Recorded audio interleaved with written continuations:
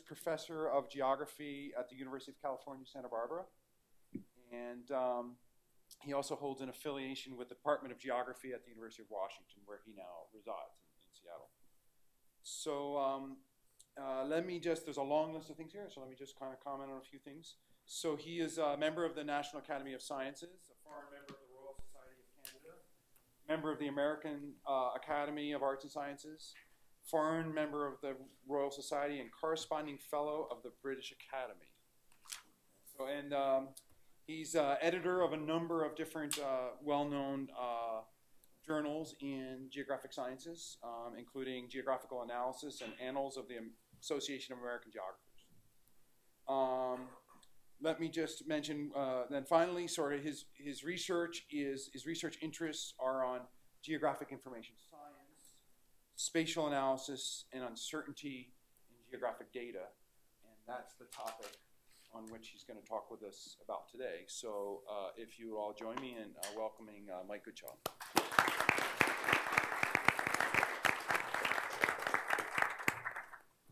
Thank you, Ross, for that introduction. I'm going to wear a mic, if that's okay.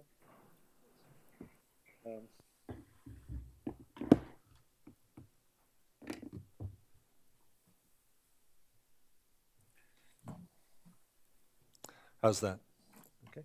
So thank you, Ross, for that introduction. Thank you for the opportunity to come to Utah in wonderful weather. What I'm going to do today is a bit of a smorgasbord. Ross didn't mention, but one of my reasons for being here is that I'm part of this joint NSF-funded project on visualizing uncertainty. And along with Mary Hegarty, who's here from Santa Barbara, and a couple of other people, we're one of the teams involved in this multi-campus project. So that's part of the context for that I want to talk to today. This area is an area that I've worked on for several decades now, and it has always struck me that uncertainty was the great hidden story, the ticking time bomb of geographic information, because as I'll show you, uncertainty is something that we never speak about in geographic information. There is a distinct feeling that geographic information is always presented as if it is perfectly accurate. And of course it's not. So dealing with that has been something that's occupied me a lot over the past few decades. This is going to be a bit of a smorgasbord because there are many, many different topics that I could talk about. And what I've tried to do is find some that are all specifically related to communication, which is one of the themes of this project, and all, I hope, somewhat outside your normal frame of reference. So things that you might not have thought about, but which are nevertheless important in this domain. So let's start here. Geographic information. Traditionally, it's what appears in maps, atlases, and globes. It tends to be highly synthesized, compiled, abstracted from large numbers of original observations. So when somebody presents you with a topographic map, it's the result of compiling possibly millions of individual observations and measurements. And in that process, which has traditionally been carried out entirely by experts working for major corporations or for governments, in that process, essentially, synthesis is hidden. There is no provenance, no memory of how these observations were turned into a map. So if you were to look at something like this, a standard map, topographic map of part of northwestern Washington, nothing in that will tell you anything about the original observations that was based on. We're now moving into a very different world where those original observations are often being exposed because they come from sensors or they come from individual citizen observations, and so they're now accessible, which they never used to be in the past. Or there's another example, or many, many examples. The same is true of all of these. They're highly synthesized collections of information. In that world, we've had standards, and we've had national map accuracy standards, which require certain levels of accuracy of the content of these maps. But what's happening now is that a lot of stuff is coming in without those standards. It's coming in at the level of raw observations, for which there are no quality control standards. So it's a very rapidly changing context. And when you use your iPhone, you use something like Google Latitude, you're doing something very different from what traditionally was the world of geographic information. Let me just make one more point about how serious this can be. This is a map made of an area around a town called Sterzing, and it was made in the latter part of the 19th century. It portrays the world using the style of mapping which was common in the Austro-Hungarian Empire around that time. You see the way that the hills are hatched. All of the place names are German. And here is another map of another area around somewhere called Vipiteno. And it shows features in very much a modern style using contours. You can see there's a freeway running through there, although it's still under construction. The point here, of course, is that these are identical areas. Right? And something intervened between the dates on which these two maps were made, which was the Treaty of Versailles, which turned the South Tyrol into, took it away from the Austro-Hungarian Empire and made it part of Italy. And one of the first things that any power does is to map, because mapping is part of the exertion of power. So the British spent enormous amounts of resources mapping India in order to exert their domain over India. What this amounts to, however, is that if you want to put this information in a computer and see it as a collection of scientific measurements, what you're looking at is scientific measurements heavily filtered. There is a lot of other stuff here, a lot of subjectivity, a lot of policy, a lot of opinion. Maps are not typically collections of scientific measurements. And that's always been a problem for us when we've had to address what happens when maps go into computers. All of a sudden they become something different from what they originally were. If you were to take these two maps and digitize them and then compare them, you might think all sorts of things were going on the landscape, which in fact were not, because it's the same landscape. Okay. So here's a brief outline of what I'm going to talk about. I want to first talk about some general principles, because there are some general principles of geospatial uncertainty, and I think it's worth recognizing them. And moreover, they tend to apply in any area which is spatial, not just geospatial. So one of the things that interests me very much is how what I've learned about geospatial uncertainty applies to all kinds of spatial uncertainty, and therefore to all kinds of visualizations. I want to talk about some of the visualization issues. I want to talk about this new world in which a vast amount of geographic information is being provided as user-generated content, as crowdsourced. And that, again, has changed the whole dimension of uncertainty and the way in which we have to deal with it. I want to talk a little bit about metadata, and I want to talk about this interesting dichotomy that geographers draw between space and place, because almost everything I'm going to say is what I would call spatial. But there is this quite alternative and very distinct perspective, which is based on place and not space. And I'll explain what that means as we get into it. So, general principles. What are the general principles we can assert? Number one, it is impossible to map perfectly. There cannot be a perfect map. For numerous reasons, it's impossible to determine position on the Earth's surface perfectly. Position on the Earth's surface is a measurement problem. It's impossible to measure anything perfectly with infinite accuracy. So all positions on the Earth's surface are subject to uncertainty. Moreover, a lot of the things that we try to map are based on vaguely defined categories. If you define something such as sagebrush scrub, there is no objective basis on which you can base the limits of that class. Right? So all of our mapping of classes is subject to uncertainty. All definitions are vague. So this is absolutely pervasive. And this leads to, I think, a corollary, which is that there can be no truth in geographic information. There is nothing absolute to compare to. As I'll explain later, what that has led to is a distinct shift away from discussing accuracy and error, which almost implies a truth, to discussing uncertainty, because there simply is no way of defining the truth. So all geographic information is therefore subject to uncertainty, and uncertainty should be something that we pay attention to all the time. one of the reasons for that is to say it can be as important when you're looking at a database to know what the database does not tell you about the world. Right? So you have a database representing the world. What is missing from it? What is it not telling you about the world?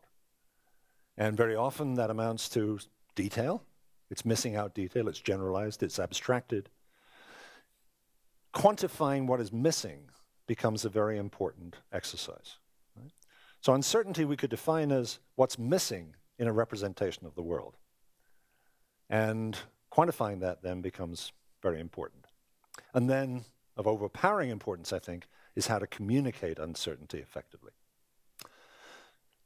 The final general principle I want to assert is something that I learned in high school, and I'm sure every scientist learns somewhere along the way, which is that scientific results should be reported to a precision that reflects their accuracy.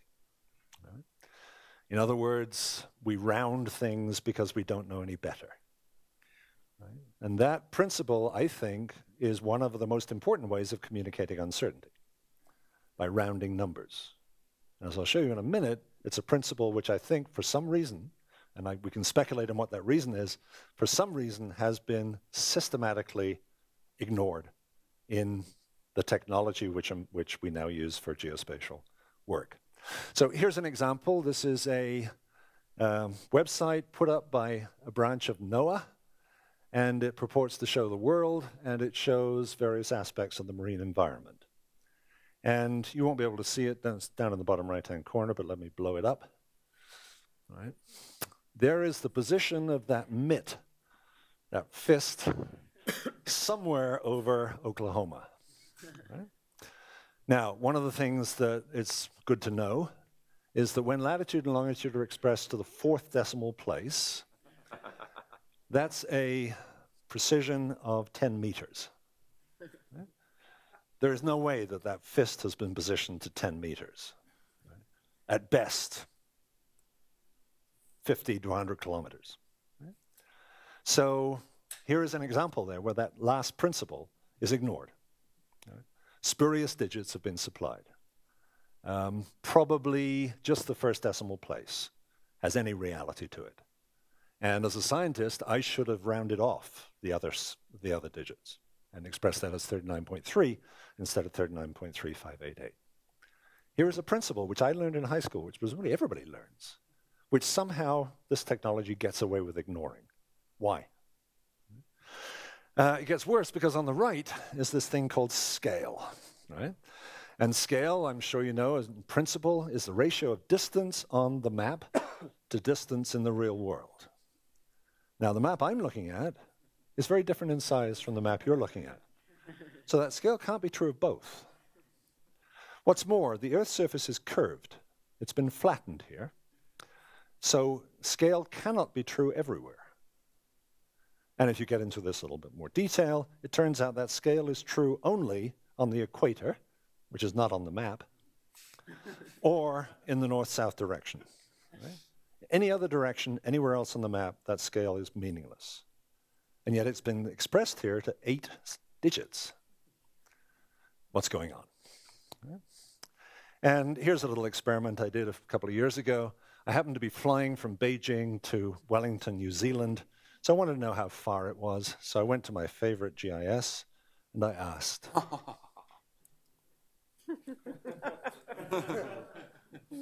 14 significant digits, resolved to the nearest micron. We were talking this morning about microns in terms of particulate matter in the atmosphere. If you were to put up a road sign saying distance to Salt Lake City, 14 digits, you would stop the traffic, right? So how come this doesn't stop the traffic? What's going on? Why is it okay for a computer to produce 14 digits when it's not okay for the Utah Department of Transportation to produce 14 digits?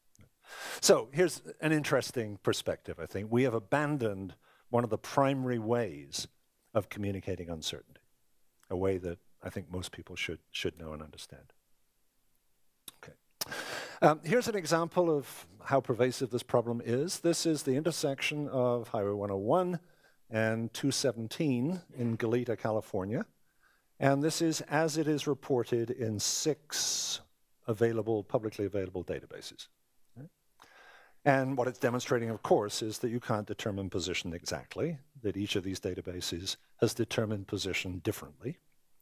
But notice something very important about this, because each of these databases is displaced with respect to the others.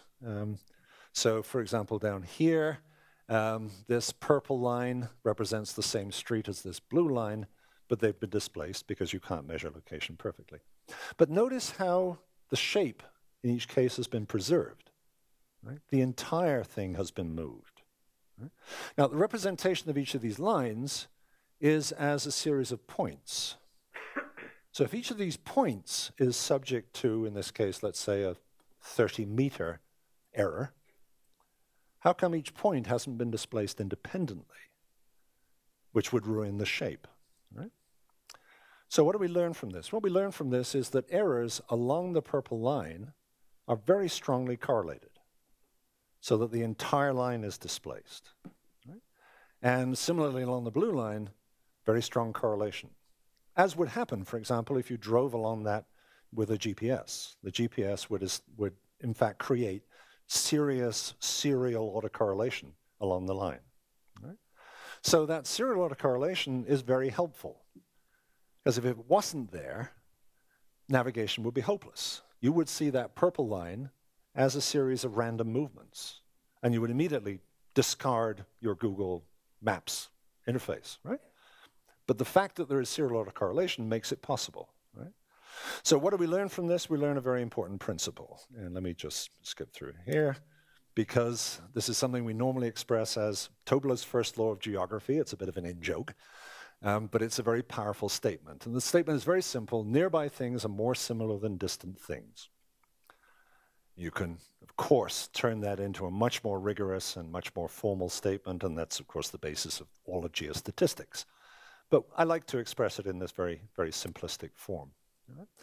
And what's happened here in this particular case is that it's been implemented, it's expressed itself in errors. And what it's saying is nearby errors are more similar than distant errors.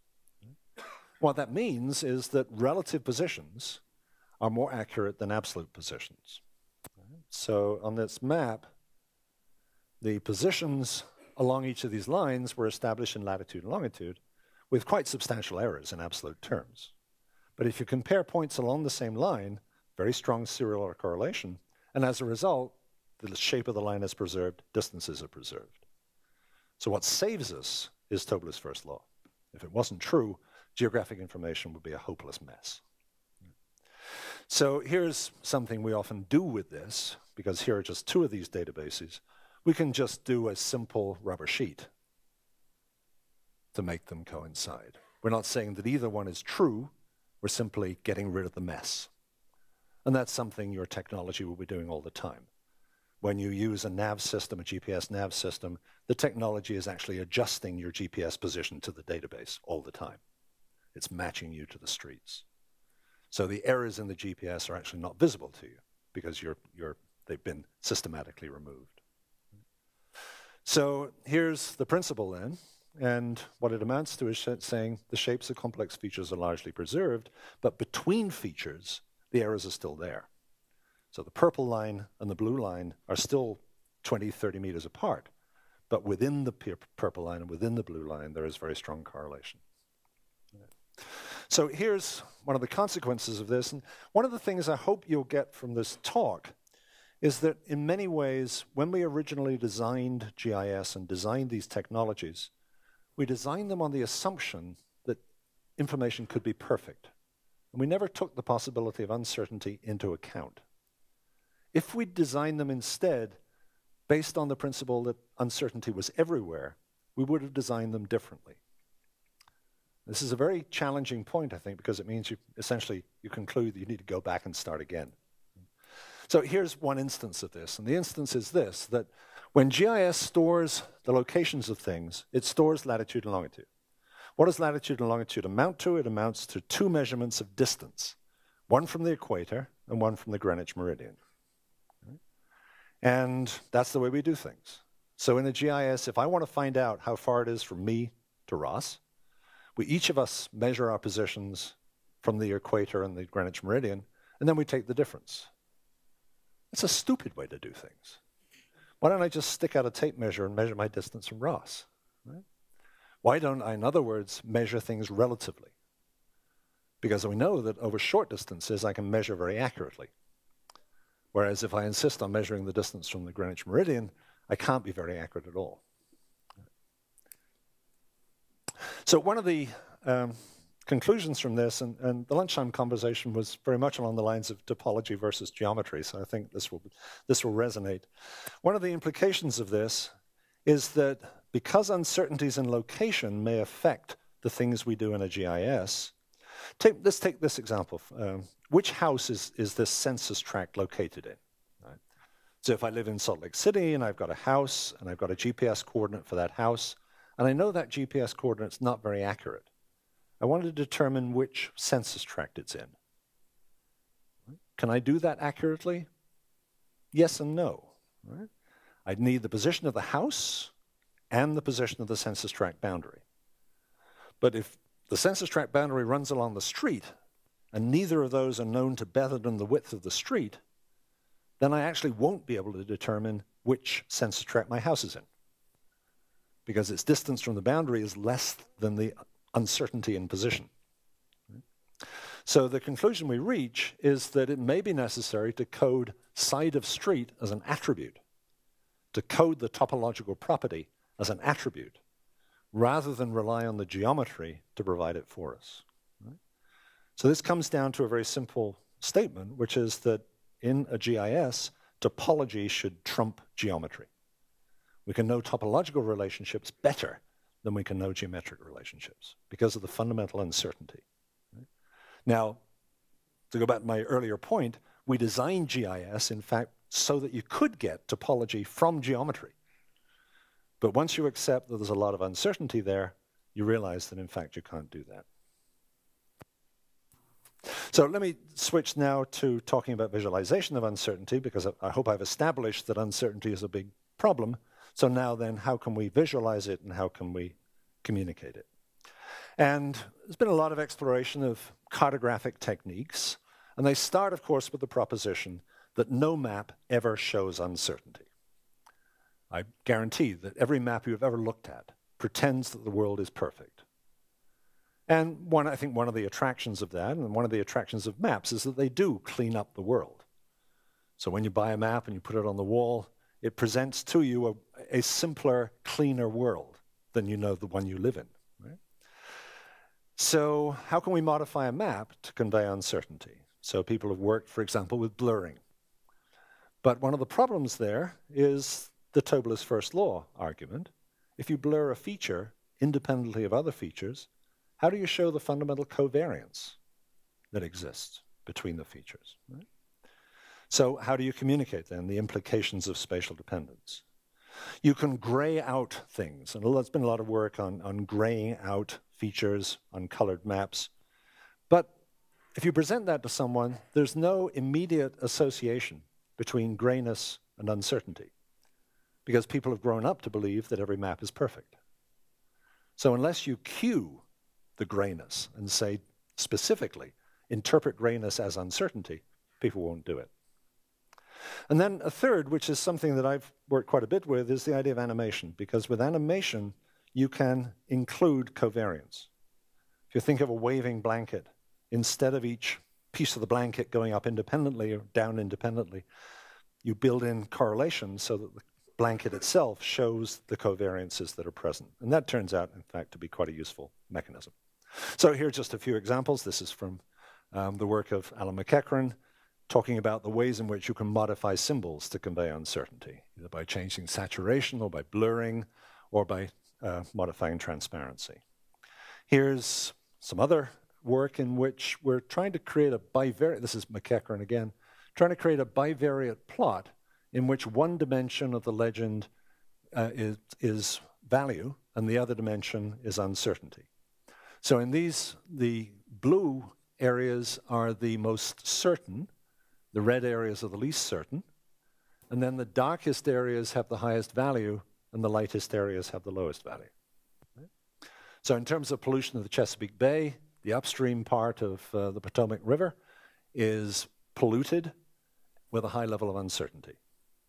But downstream in the main body of Chesapeake Bay, the data are, the pollution level is low and it's fairly certain. So we can try to present uncertainty along with value in a combined plot like that. People have experimented with glyphs, so that the glyphs in this illustration show magnitude and direction, but by varying the width of the glyph, they show uncertainty. So the widest glyphs are where there's the greatest uncertainty, and the narrowest glyphs are where there's the least. Right? Or here's a surface kind of example, where bars above and below the surface present uncertainty. So here we're talking about uncertainty in the measurement of a field, and the uncertainty is a property of each point and is represented by the bars above and below. Right?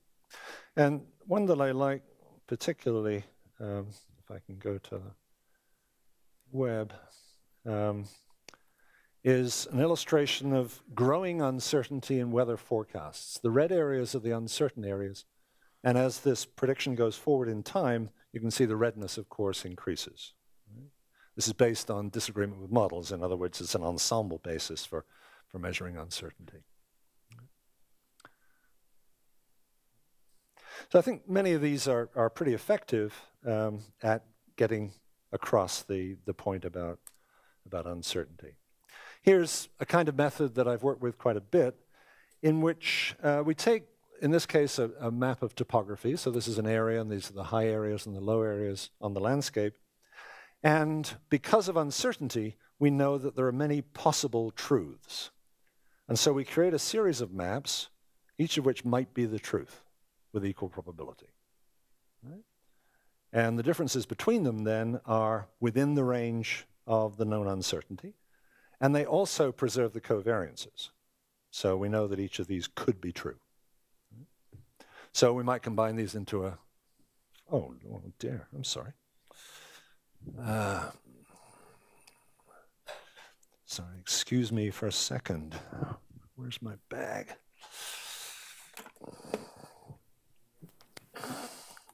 Cord hanging down. No, on the podium. Is it the one he needs for his computer? It's an Apple. They all fit. It's an That's HP. not an Apple. Sorry. Silver. Power right. Yeah. I'm certain of the color. Briar is too high.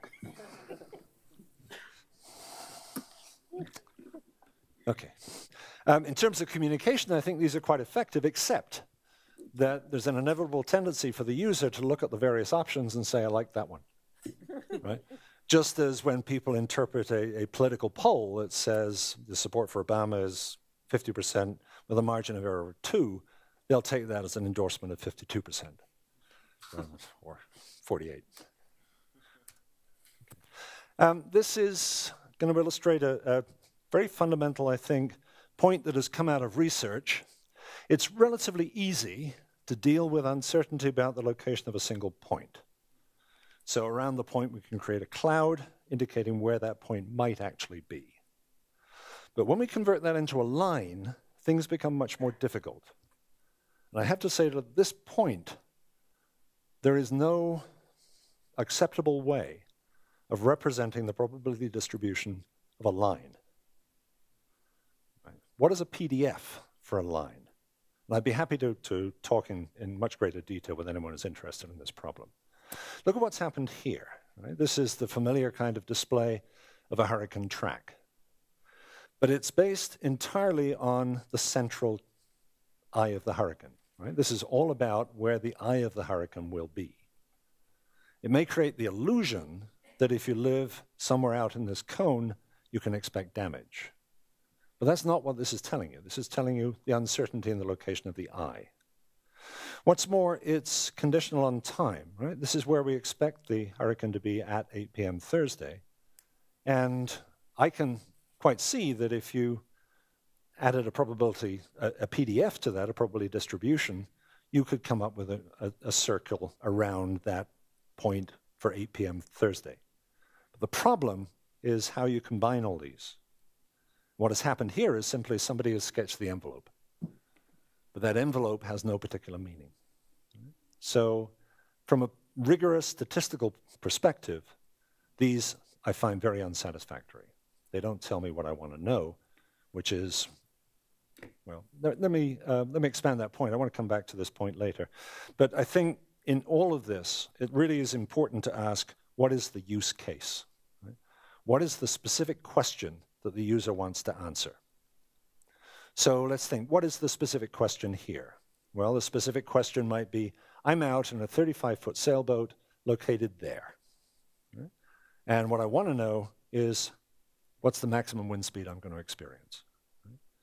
But what this tells me is how far I'm going to be from the eye of the hurricane, not what the maximum sustained wind speed is. Right? Or my use case might be, I'm the governor of North Carolina, and I want to get an estimate of the total damage I can expect in my state. Again, this is not going to tell me that. Right? The different use cases, I think each of them suggest a different way of visualizing the hurricane. This way is not a one-size-fits-all. This doesn't answer everybody's kind of question. So here's an example of the kind of work we're doing in Santa Barbara related to this project. We're looking, for example, at what you get in Google Maps when you get a blue dot and a circle around it representing the uncertainty in position. Right? This is one of the ways in which uncertainty from a GPS measured position is communicated to the user. So we're looking at various ways of using that information. But here's something that we put together recently based on Twitter. And I made the point earlier that one of the things that's really changing this field is the prevalence of user-generated content. This is content generated by using Twitter. Each of these are the locations of a tweet. This is one person's tweets over an extended period of time. And what they illustrate to me is that this person is using GPS to provide a georeference for the tweet, because the range of variation spatially is probably almost entirely due to the variation in GPS measurement. These are probably all tweets made by one person from one location, one house. And yet, of course, they've been spread because of the uncertainty induced by the use of GPS. Here's another, another person. Here are his or her tweets from one location, but there's also a cluster up here. Probably lives here, hangs out in Starbucks just over here. Right? And compare that to this. Right? This is tweets from one person over an extended period of time. If you sketch the convex hull, you'd have to include this point, these points over here. What's going on here? Our interpretation is that this person is either a student or faculty member at Cal State LA, and that the system being used to generate the tweets is not using GPS, but is using position triangulated from cell phone towers, which is the way that many systems do it, and which typically gets you an accuracy of several hundred meters.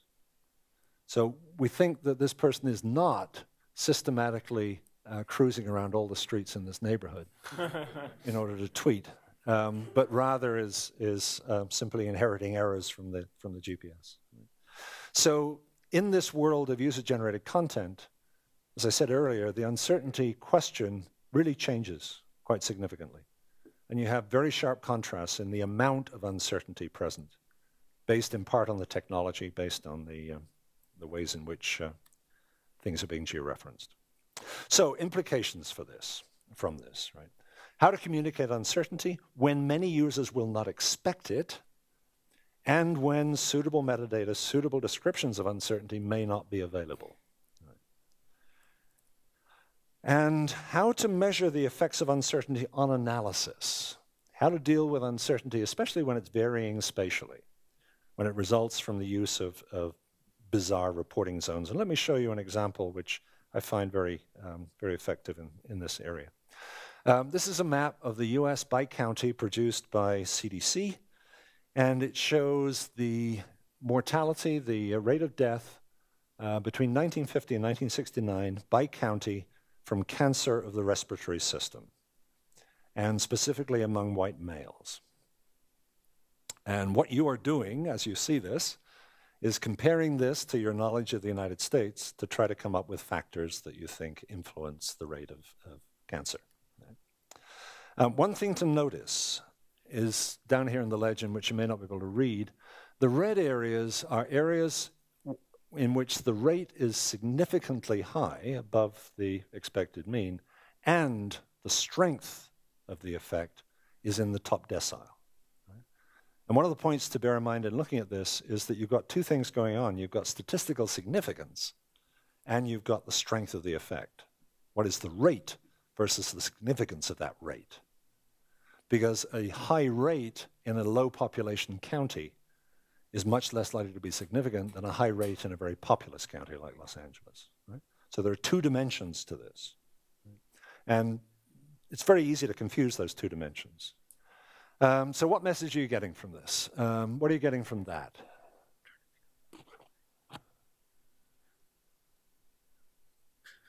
County in western Montana with a very high rate of respiratory cancer.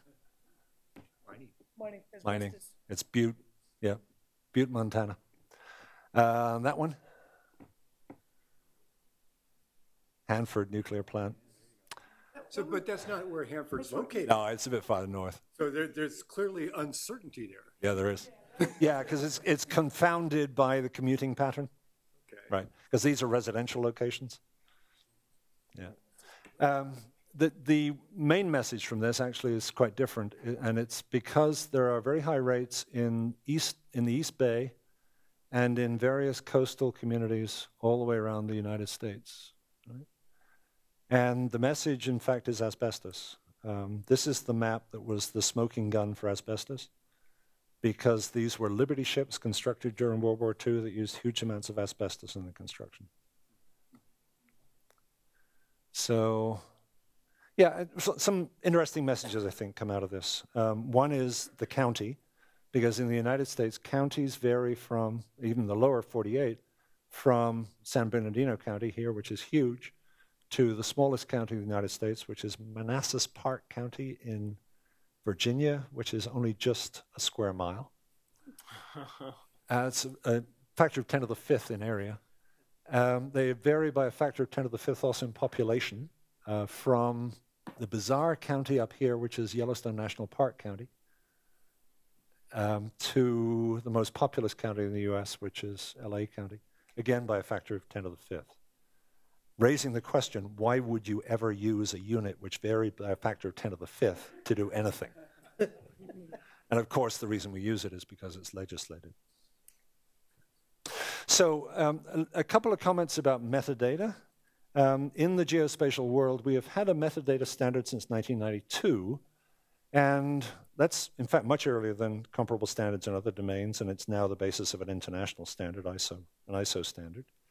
It deals specifically with data quality, but what it does is ask the user to express 5 dimensions of data quality: attribute accuracy, positional accuracy, completeness, logical consistency, and lineage. And that reflects the state of research in the mid-1980s, when this standard was originally put together.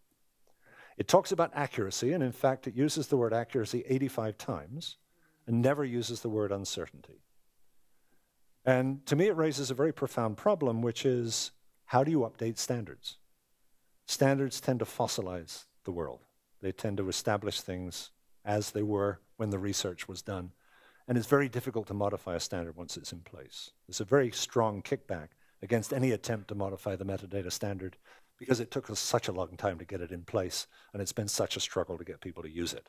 So why would you ever want to change it? My argument will be you want to change it because nobody uses it.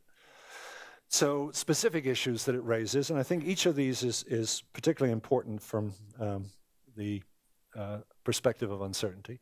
Granularity. You may need to express uncertainty at the level of the individual feature or the individual point rather than the entire data set.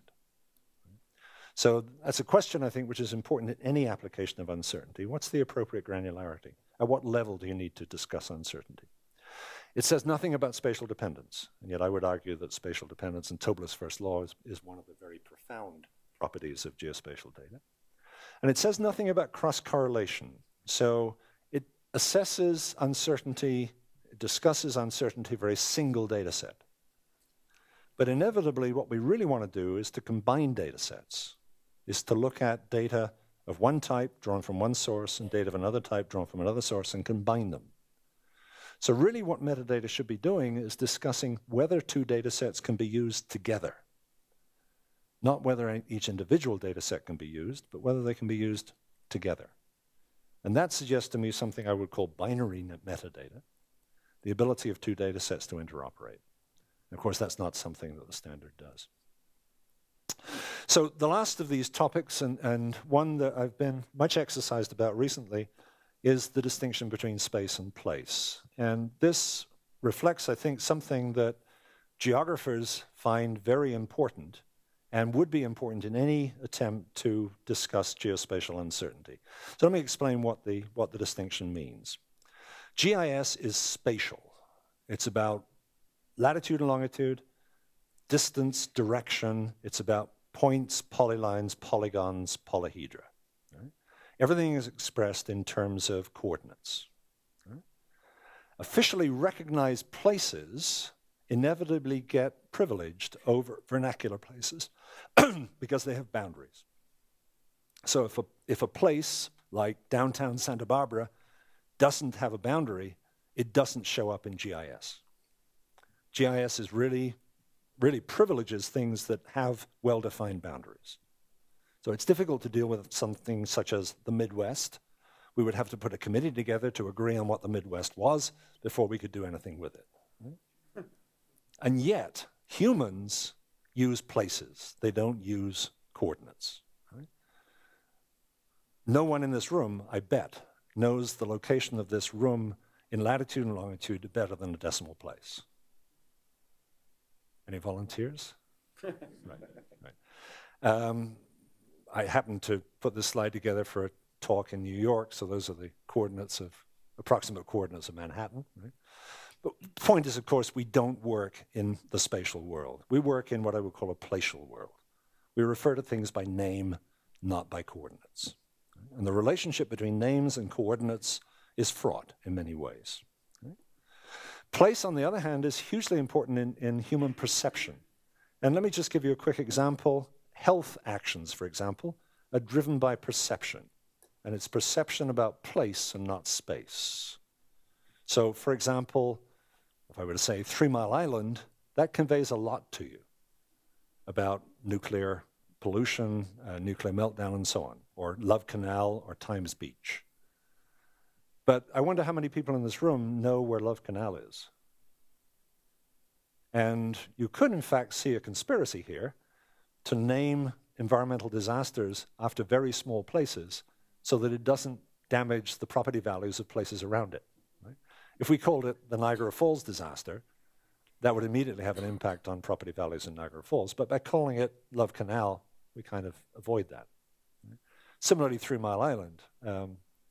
Unless you know that it's downstream of Harrisburg, Pennsylvania, you wouldn't associate it. Right? So place is tremendously important in human perception. Right? What's more, because GIS is now getting involved and mapping is now getting involved with the community, with user-generated content, volunteer geographic information, we have a whole new reason for worrying about place, because place is what people think about, what people talk about.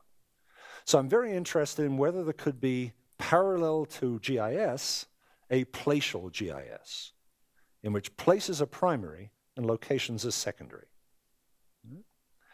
in which sketch maps are more useful than the kind of planimetrically controlled maps that we're used to, in which information is joined not by coordinates, but by place names. So think about linked data and the idea of linking data together by mentions of place names. And this is something, of course, that no cartographer would be happy with, because cartography has been traditionally spatial rather than placial. So here's an example. This is perhaps the most famous example. This is the original version of the underground map of London made by Beck in the 1930s. And his purpose, of course, was to try to simplify the map in order to make it possible for people to move easily through the underground system, to navigate. Right? So it forgets about the particular distances between stations. It forgets about the wiggles in the line, because those are irrelevant to the average traveler. And what it worries about is the sequence of stations, the locations where it's possible to transfer, and everything else has been forgotten about, distorted. There's a rough association between compass direction and the direction of the line. The Thames River is still there, although it's pretty messed up. And if you were to update this, which of course you have to do now if you go out to Heathrow Airport, this would give you no idea of the immense length of time it takes to get from Hounslow West to Heathrow Airport, because it's a long way. Right? It would seem the same as in fact, the central London, of course, has been blown up to clarify it. Here is the planimetrically controlled map, and I would argue this is something really that's absolutely useless. It has spurious detail which no one really needs. Where it falls down, of course, is if you would use the Beck map and to surface somewhere around Oxford Circus and try to figure out how far you needed to walk and where you needed to walk to get to Good Street, because this, of course, has distorted that totally. Right? So think about where this might be going, because this, I think, raises some very interesting research challenges. Number one, how to create schematics, because schematics show information very economically, and particularly how to do it in small mobile devices, and how to do it in a way which is personalized. So can you devise an algorithm that replaces, and in fact emulates what Beck did, and do it in a way which is geared to a small device? And allow the criteria to vary so that you could make one map today and another map tomorrow, depending on the particular needs of the user. How to conflate the contents of a planimetric map with a schematic map. What's the functionality of a placial technology? What are the things you can do with a placial technology? And of course, the uncertainty question. What does uncertainty mean in this placial world? So I wanted to raise that because I think it's very much on the cutting edge of thinking in this field. And one of the things it deals with very effectively is uncertainty. Because if information can be linked by place name, it can be done without worrying about uncertainty in coordinates, which I think gives it a major advantage. Okay. So just a few summary points. I've tried to make the case that there are some well-defined principles here that we've been able to distill out of this field, and which are important, I think, in any attempt to discuss communicating uncertainty. I think we have a very substantial communication problem, partly driven by the expectation of users who have no expectation of uncertainty in geospatial data, and partly because of the universal presence of Tobler's first law, which makes it inevitable that we deal in some way with covariance, and covariance is not typically an easy thing to communicate. And I think what we have here is a major challenge for cognition, because this is all about how people understand and how people think about and reason with what's present on maps and other forms of geospatial data. So thank you very much for your attention.